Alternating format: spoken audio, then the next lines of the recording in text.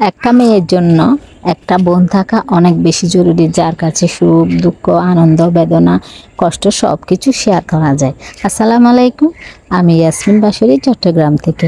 আশা রাখছি কাছে দূরে যে যেখান থেকে ভিডিওটি দেখছেন সবাই ভালো আর সুস্থ আছেন।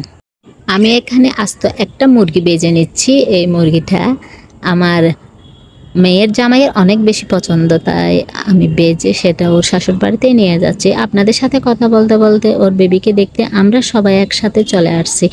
আজ আসবে আমার দেবরের মেয়ে।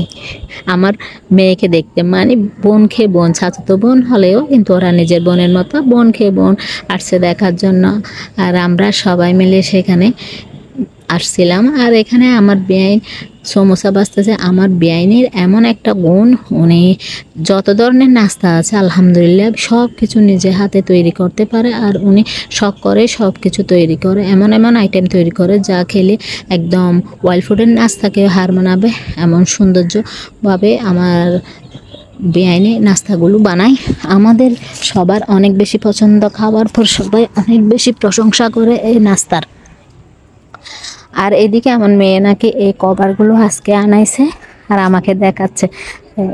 কভারগুলো সোফার কভার মানে অনেক বেশি সুন্দর হয়েছে দেখতে, দেখে আমারও অনেক বেশি পছন্দ লাগছে, তাই আপনাদেরকে একটু ভিডিও করে দেখাচ্ছি। মেয়ে সব সময় ঝগড়া করে, আমি এসে এক রাতও তার বাসায় থাকি না।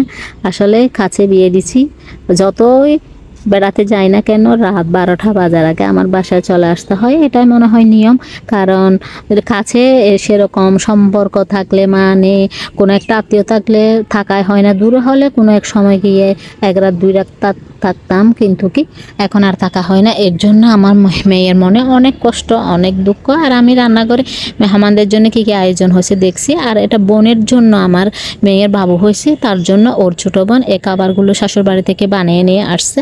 এখানে দেখুন মুরগির মাংস, এটা অনেক সুন্দর কালার আসছে। আর এগুলো কবুতরের মানে আস্ত কবুতর রান্না করে আনছে ছোটো বাবুর জন্য। এগুলো মরিচকুলা বলে আমাদের চট্টগ্রামের বাসায়। এগুলো হচ্ছে মানে এগুলো ফুলকপি দিয়ে একটা সবজি, ডিম, তারপর এখানে আরও অনেক ধরনের মাছ, রুই মাছ ছিল, তারপর গরুর মাংস ছিল, এই শুটকি মরিচকুলা ছিল, এই সব কিছু আর কি মিলিয়ে অনেক অনেক আয়োজন। এরা মনে হয় এর আগের দিন রাঁধতে হয়রান হয়ে গেছে। কোথাও কোনো একটা মানে রান্না বাড়ার জিনিস দিতে হলে আগের দিন থেকে আয়োজন করতে এভাবে অনেক কষ্ট হয়। তবে আলহামদুলিল্লাহ এখানে ফানও আনছে। ফান আমার বেআইনের জন্য, বেআইনে ফান খায় তা ফান নিয়ে আসছে। আর বেআইনের বাড়িতে যাবে ফান হবে না, এটা তো হয় না। এটা আমাদের চট্টগ্রামের একটা রীতিনীতি। আমার মনে হয় এই মেহমান গেলে আপ্যায়ন করা আর হচ্ছে গিয়ে এই মানে আত্মীয়তা আমাদের চট্টগ্রামের সেরা। আর এখানে এতগুলো ভাত নিয়ে আসছে, এর মধ্যে ওরা অনেক ভাত রান্না করে ফেলছে। এখন এত ভাত কী করবে এগুলো নিয়ে ওরা চিন্তা করতেছে। মানে আগে থেকে বলা হয়নি ভাত আনবে, এখন তো ভাত নিয়ে আসার পর আমরাও টেনশনে পড়ে গেছি। কিছুক্ষণ আগে আমি আসার পর এরা আরও এক ডেকচি ভাত রান্না করে ফেলছে। যাই হোক, আর খাবারের জিনিস নষ্ট তো করা যাবে না। পরবর্তীতে এরা এগুলো মানে মিসকিনদেরকে খাওয়াইছে। আমরা খাওয়ার পর আমরা দুপুরে খাইছি, দুপুরে খাওয়ার পর রাত্রে মানে মিসকিনদেরকে খাওয়াই দিছে। ভালো করছে, এটা একটা ভালো কাজ। এরপরে দেখুন টেবিলে আমাদের জন্য খাবার সাজানো হয়েছে তরে তরে কত সুন্দর করে। মানে আমার মেয়ে আমার বেআইন এরা মানে এত সুন্দর করে খাবারের আইটেমগুলো সাজায়। এখানে আরও অনেক কিছু আনা হয় নাই, আনার আগে আমি ভিডিও করে নিচ্ছি। আমার মেয়ে বলতেছে আম্মু এখানে তো আরও অনেক আইটেম আছে, তুমি এত তাড়াতাড়ি ভিডিও করতেছে কেন? যাই হোক, আমার ভিডিও করার দরকার, আমি ভিডিও করে ফেলছি। কারণ আবার মেহমানদের সামনে ভিডিও করতে আমার একটু সংকোচ লাগে, কারণ কার মনে কি আসে, সবাই তো চিন্তাধারা একই রকম না। যাই হোক, সেজন্য।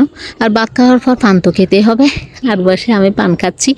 পান খেতে কার কার ভালো লাগে জানি না, কিন্তু ভাত খাওয়ার পর বিশেষ করে মাংস আর মাছ দিয়ে ভাত খাওয়ার পর এই মাছ মানে পানটা না খেলে একটুও ভালো লাগে না।